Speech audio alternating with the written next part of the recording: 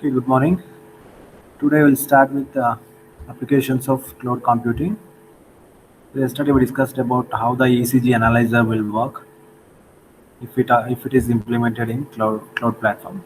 Today we'll see one more application, one similar application. Uh, Today we'll talk about one algorithm which is called as the extended classifier system. So the extended classifier system is an algorithm which will accept huge data sets as input, and it is aimed at, so it is mainly used in the two domains, that is in the field of bioinformatics and computer science domains. It accepts huge data sets and it will divide that data sets into subdomains, and further it will classify the data. So and the will algorithm will follow a strategy which will decide how to display the outcome and how many iterations to run. Because say when it accepts the data, which is usually in the forms of arrays, we call it as micro arrays. So that micro arrays will be divided into subdomains. And say for example, one domain may require 10 iterations before arriving at our outcome, and another subdomain may require 12 iterations. That is, that number of iterations are variable. So that will be decided by the algorithm. And one more very important thing about this extended classifier system is it is a parallel algorithm. That means since you accept huge data sets which contain a number of microarrays, and those arrays will be distributed across multiple processors to execute them in parallel.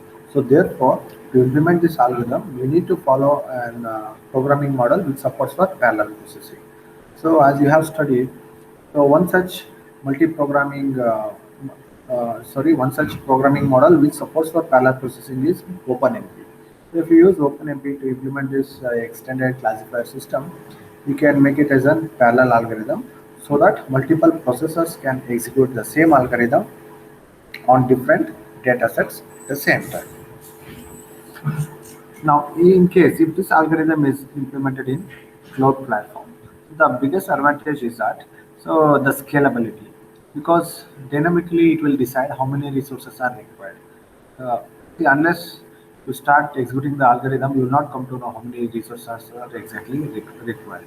So, in case if you are building your own infrastructure, so sometimes it may be too much, or sometimes it may be insufficient. So the better approach is to go for the cloud computing. This problem, see the name of the problem is Cloud Co-XCS. So XCS means Extended Classifier System. So when it is implemented on cloud, so it is called as Cloud Co-XCS. It is an environment for microarray data processing on the cloud. This problem is often approached with learning classifiers, which generate a population of condition action rules that guide the classification process. That means based on the condition, it will guide the how to classify the problem. So classifying the problem here is nothing but accepting the input data sets and categorizing them into subdomains. Among these, the extended classifier system, that is XCS, has been successfully utilized for classifying large datasets in the bioinformatics and computer science domains. However, the effectiveness of XCS when confronted with high-dimensional datasets such as microarray gene expression datasets has not been explored in detail. See now, what is the input data that I am dealing with is it's a microarray gene expression datasets. That means genes can be expressed in the form of an array. So and that arrays are okay. So when you have huge arrays, we call it as a data set. Such data set will be fed as input to this cloud coaxius. So it's an cloud application, so which accepts the huge data sets, and further it will um, divide the entire search space into subdomains and employs the standard XCS algorithm in each of these subdomains. Such a process is computationally intensive but can be easily parallelized, as the classifications problems on the subdomains can be solved concurrently. So that means, so even though it is computationally intensive, that means it requires huge computational power that can be executed easily by parallelizing the algorithm. So when we parallelize the algorithm, what happens? You can take the help of multiple processors and you can divide the problem into pieces and you can execute it fastly. Cloud CoexCS is a cloud-based implementation of CoexCS that leverages Aneka to solve the classification problem in parallel and compose the outcomes. So that means here, so they are using Aneka Cloud. See, as we know, it's an cloud platform. Basically, it provides middleware support.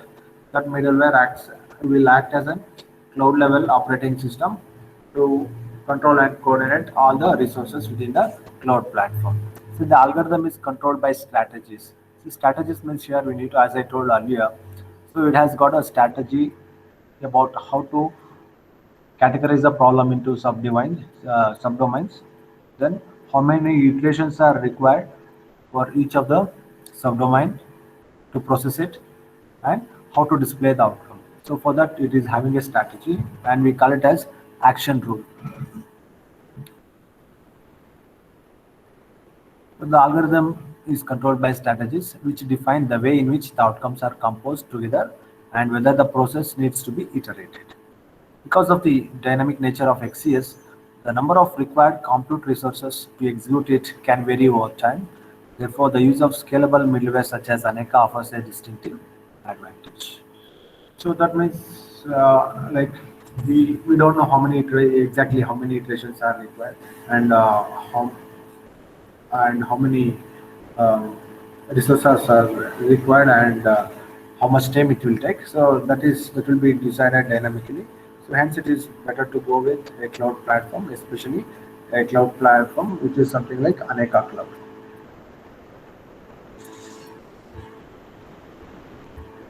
So look at this diagram. See this diagram. See in the left you have the Cloud CoexCS Stark orchestrator. That means so from where you are feeding the input to the system. So here from here you are feeding the input to the system. So that input is nothing but the data sets, huge data sets you are sending. Those data sets are stored as microarrays, and here is a cloud platform. So in this example, they have considered Aneka Cloud. So and in turn, that is connected to public cloud, like for storing, like Amazon. So in turn, it may use Amazon for storing. And so here, what is the role of Aneka is to process the data sets parallelly. That is the role of Aneka. And what is the role of EC2 is that is for storage purpose, storage and backup purpose. It is using EC2. So through this diagram, we will understand how the cloud computing platform helps for parallel processing, especially when you need scalable resources. So as I told here, in this case, you don't know how many resources are required depending upon the size of the data set. So it will take a call on whether to shrink the resources or whether to expand or scale up the computational resources required. Not only the computational resources but also the storage resources. If you have very huge data, like in terms of hundreds of terabytes, then obviously more and more storage is required, or else okay, you can scale it down. Now we'll see one more example. So that is a satellite image processing application. So it is called as the geoscience. So geoscience applications collect, produce and analyze massive amounts of geospatial and non-spatial data. As the technology progresses and our planet becomes more instrumented, that is through the deployment of sensors and satellites for monitoring, the volume of data that needed to be processed increases significantly. In particular, the Geographic Information System, that is GIS, is a major element of geoscience applications. GIS applications capture, store, manipulate, analyze, manage, and present all types of geographically referenced data. So that we see here in this problem, basically we need to understand with what kind of data we are dealing with. So we are dealing with data which is geospatial and also non-geospatial data. So what we do here, there we collect data, we produce, and also we analyze the data. So what is the purpose of analyzing the data? The purpose of analyzing the data is to take better decisions. So later we'll see what kind of decisions we take and why we take. So the type of information is now becoming increasingly relevant to a wide variety of application domains, from advanced farming to civil security and also natural resources management. See, that means now the satellite is playing a huge role in helping the farmers, fishermen, defense, okay, and so on. See, for example, by using the satellite which is launched by ISRO, the people in the seashores deploying better policies to capture the fish. See, if you have heard about fish schooling. So fish schooling is a concept where fishes will travel as a group, and we call it as a fish group, and it's an self-organized group. So simply see, so that will say by using the satellite, the fishermen will get the information about in which location they can find more fishes. They'll go there and they'll catch the fishes instead of wasting there are a lot of instead of wasting more energy and time. So in that sense, that is useful for them. Similarly, for farmers, normal farmers, so they'll get data about so whether what kind of weather it will be today, so and tomorrow. As you can see, even by using the mobile, you can check. So what will be the weather today, and so what will be the temperature today, whether it will be rainy or cloudy weather. So such information is very crucial for the farmers as well. So like that, so satellite image processing has got lot of applications, the real-time scenarios. As a result, a considerable amount of georeferenced data is ingested into a computer systems for further processing and analysis. Cloud computing is an attractive option for executing these demanding tasks and extracting meaningful information for supporting decision makers. So who are all the decision makers? So the people, the end users. Say for example, the farmer uses a smartphone to check the weather related information. So he's a beneficiary. So he can take a decision. So depending upon that weather reports, he can take a call. So when to spray the pesticide. So usually, even we being the farmers, we sometimes we rely on that. So we'll check. So usually we spray pesticides in the morning around 6:30, 7 o'clock. So in the during sunny time we don't spray. And if it is say for example, if the weather forecasting system is telling that so it will be rainy in the early morning, then we'll postpone it to the evening after 5 o'clock. So in that sense, it is this georeferenced data is very much crucial. So and how it will be processed? So it will be processed using huge computers. So most of the times we use so supercomputers to process this data. So now as an alternative for that, so people are using HPC based systems. So HPC based systems are not supercomputers actually. So they are the commodity computers empowered with more GPU cores. So as you know, GPU supports for thousands of cores as compared to very few cores of CPU. So look at this diagram. So this diagram geoscience satellite image processing. So you have a transponder here. So this actually is a transceiver, it is transmitter and a receiver, and it is connected to the local storage. So and here is the satellite. So from the satellite, it will fetch the information, and that will be sent to the local storage, and further it will be sent to the say this is the Aneka cloud platform. It will send it to the Aneka cloud platform. First, it will be archived and it will be processed for further processing. So it will be sent for further processing here.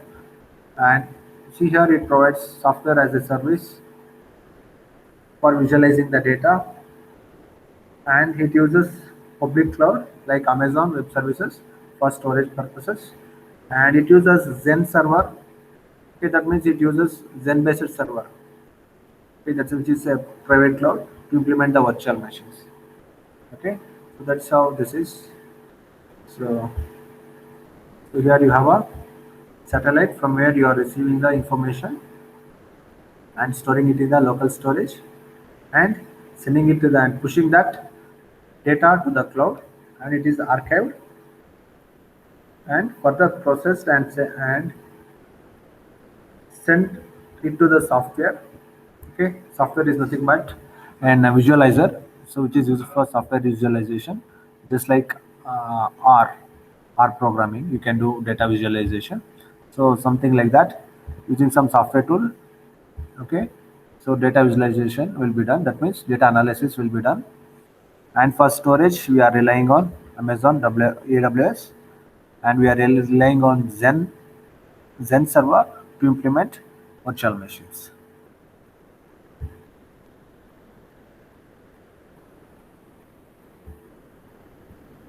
Satellite remote sensing generates hundreds of gigabytes of raw images that needs to be further processed to become the basis of several different GIS products.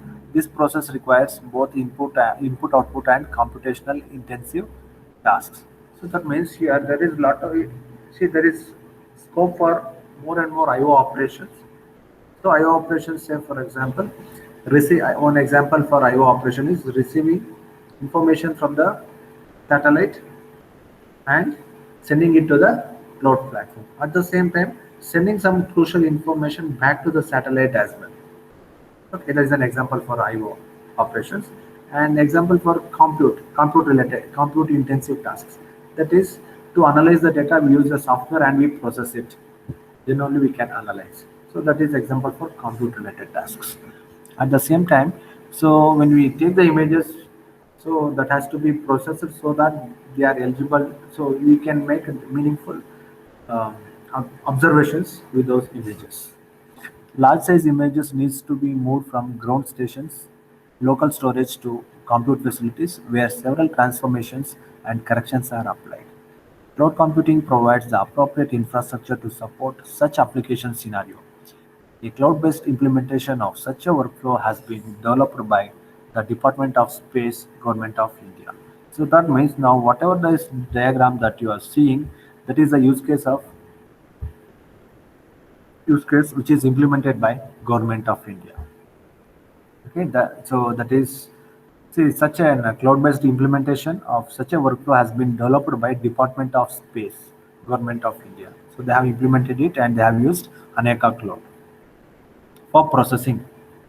Okay, and they have used AWS for storage and Zen Private Cloud for implementing virtual machines. The system shown in figure integrates several technologies across the entire computing stack. So several technologies here means, as I told, Aneka is one technology, AWS is one technology, Zen server. Okay, so they have integrated so many cloud-based technologies. A SaaS application provides a collection of services for such a geocode generation and data visualization. So now the role of this SaaS application is data visualization and generating the geocode. So for each of the image, it has to generate a geographical specific code. We call it as geocode and data visualization. That is the role of this SaaS.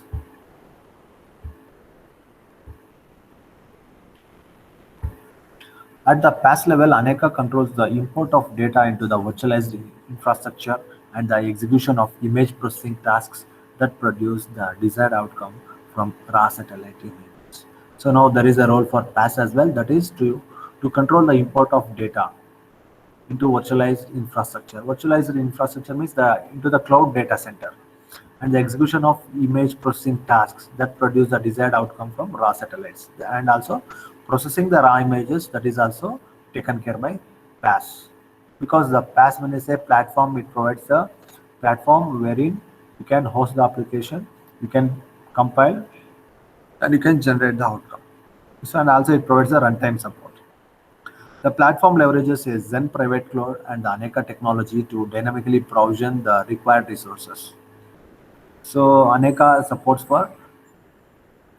provides the provision wherein you can shrink or increase the resources on demand. So, so that's about geoscience satellite image processing. Okay. So now let us see business and consumer applications. So now, so we saw one application about ECG analysis and one more application about data processing, that is coaxius, cloud coaxius, and another one is geoscience application. And now we'll move on to a new application, that is business and consumer application. So the business and consumer sector is the one that probably benefits the most from cloud computing technologies. So this is very much relevant. This statement is very much relevant. Why? Because now you see most of the business applications are hosted on okay, business applications. Say Flipkart, Mintra. Okay, you say any business related application. You take anything. Okay, so they are hosted on cloud. So on the one hand, the opportunity of transforming capital cost into operational costs make clouds an attractive option for all enterprises that are IT centric. So try to understand this point. On the one hand, the opportunity of transforming capital cost into operational cost. See, capital cost means the initial expenditure. So when you go for cloud, there is nothing like initial expenditure. So instead of that, you can use it as an operational cost. So which makes clouds an attractive option for all enterprises that are IT centric. Okay, so that means you need not worry about building your own data center, then purchasing a lot of hardware infrastructure and also the software licenses, and managing the people to look at the data center and so on. On the other hand, the sense of ubiquity that cloud offers for accessing data and services makes it interesting for end users as well. So it is ubiquity, another very important feature. That is, so wherever you have an internet facility, you use an appropriate device like laptop, okay, palm top or a tab, smartphone, you can access the services of cloud. Moreover, the elastic nature of cloud technologies doesn't require huge upfront investments, thus allowing new ideas to be quickly translated into products and services that can comfortably grow with the demand. So since you need not worry about the upfront investments, so you can invest your time in generating new ideas, and you can uh, concentrate on quickly translating your ideas into products. The combination of all these elements has made cloud computing the preferred technology for a wide range of applications. So ranging from CRM, that is customer relationship management, and ERP systems, that is enterprise resource planning systems, to productivity and social networking applications. So that means, so in case of CRM, ERP, and social networking, so people are using cloud computing services. So let us talk about CRM and ERP. So customer relationship management and enterprise resource planning applications are market segments that are flourishing in the cloud, with CRM applications being more mature than ERP applications. The customer, see, who doesn't want customer relationship management utility, especially the organizations. So huge organizations, they want to have um, continuous. Um, they want to have business continuity with their clients. If they want to achieve business continuity with their clients, they have to maintain good rapport with their clients, and they have to maintain a lot of information about their clients, and they have to keep updating about their new services to their clients. So that means just like, so updating about their business, updating about their new plans or new products, that is very very crucial, which can generate more revenue to the company. So in that sense, CRM plays a very huge role in, in terms of contributing revenue contribution in case of any company. Cloud CRM applications constitute a great opportunity for small enterprises and startups to have a fully functional CRM software without a large upfront cost and by paying subscriptions. See, in the earlier days, what people used to do, they used to develop their own, they used to hire one software company, and they used to ask them to develop one customer relationship management software for their company, and they used to use it. And that company itself was giving the service to the organization. So now instead of that, uh, there are so many softwares already available. You can ask the cloud vendor, and even if you wish, they will customize little bit for as per your requirements, and you can use it. So that means you need not hire a separate software vendor to develop one CRM for you. And if and another thing, you need not worry about purchasing the license, complete license, so for which you may have to pay a huge amount or something like that. So to avoid all these things, you can go with cloud CRM. Moreover, customer relationship management is not an activity that requires specific needs, and it can be easily moved to the cloud. So such a characteristic, together with the possibility of having access to your business and customer data from everywhere and any device, has fostered the spread of cloud CRM applications. ERP applications on the cloud are less mature, that is enterprise resource planning. So less mature and have to compete with well-established in-house solutions. So that means they are telling that, so it is very easy to move CRM applications to the cloud, and if at all you don't have, it is even more easy to select one appropriate CRM tool which fits your requirement, and you can start using it in the cloud platform. So and you will be, and Ubiquity supports you to access it from anywhere, anytime. So compared to that, ERP solutions are not that much matured in case of cloud, because the requirements are a bit critical, not as simple as CRM requirements. So many companies follow their own resource planning strategies. So hence they are not that much mature as compared to CRM applications. And when in terms of ERP, already there are well-established vendors, so in-house solutions. And most of the times, people will go for in-house solutions. That means they will only develop their own ERP applications. So that's how companies are working. ERP systems integrate several aspects of an enterprise: finance and accounting, human resources, manufacturing, supply chain management, project management, and customer relationship management. So that means to say that in case if you are using an ERP system, so you can integrate finance, accounting, human resources, manufacturing, supply chain management, project management, and customer relationship management. So that means, so all these domains you can control from one single point, and we call it as ERP system. So that's all about today's class. Hello, hello, hello, Vishal. Yeah. Yeah. Any doubt?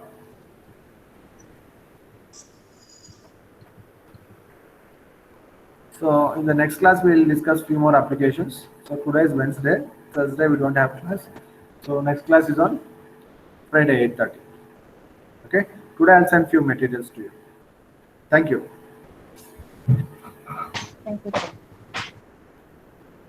Thank you, sir.